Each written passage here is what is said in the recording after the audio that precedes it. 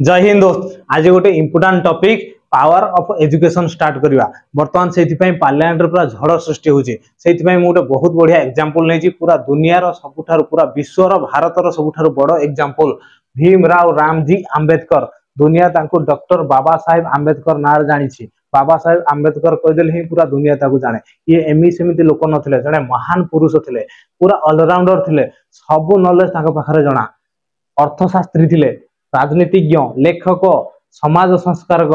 आईन विषय जदि सबुठ बढ़िया किए जानी था सी हूँ बाबा साहेब आंबेडकर आज तांकर जीवन आउ तांकर एजुकेशन कैरियर सबू जानिबा।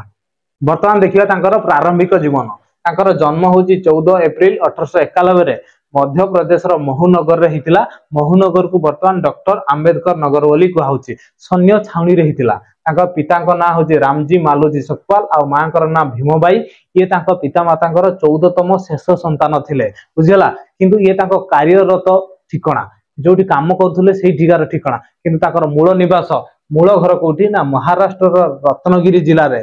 आंबडबे गाँ रे कोठी आंबडबे गाँ रे जाति रे सी महार थिले सेतबेले हिंदू प्रथा अनुसार महार को अछुआ बोली भाबुथिले लोक कहउथिले एटा अछुआटा एटा भगवानकर अभिशाप कालिया या को छुओ नहीं एमिति कहउथिले किंतु ताकर जो पूर्वज सब ब्रिटिश ईस्ट इंडिया कंपनी रे सेना भाव रे काम करथिले। आंबेडकर रो पिता भी सेठी सुबेदार थिले बुझिला कि नै जो आंबेडकर रो ना ताको गां ना अनुसार हिची ताको प्रथमे भिबा आंबेडबेकर कहउथला किंतु ताके जेतो स्कूल ले पढिले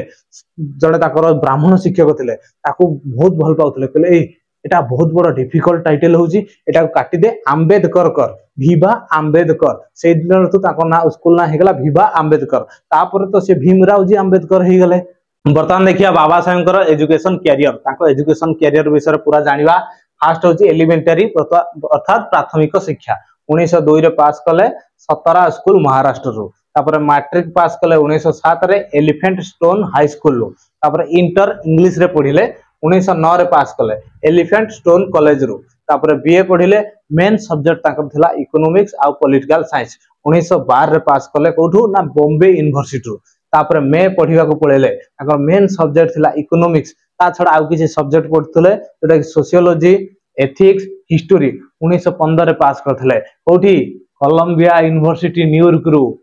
बुझिबार लगे नहीं एटी सेटी नहीं कोलंबिया यूनिवर्सिटी न्यूयॉर्क रो ये तो देख लो ट्रेलर बर्तमान फिल्म देखुची देखो पूरा फिल्म पीएचडी 1917 रे पास करथिले कोलंबिया यूनिवर्सिटी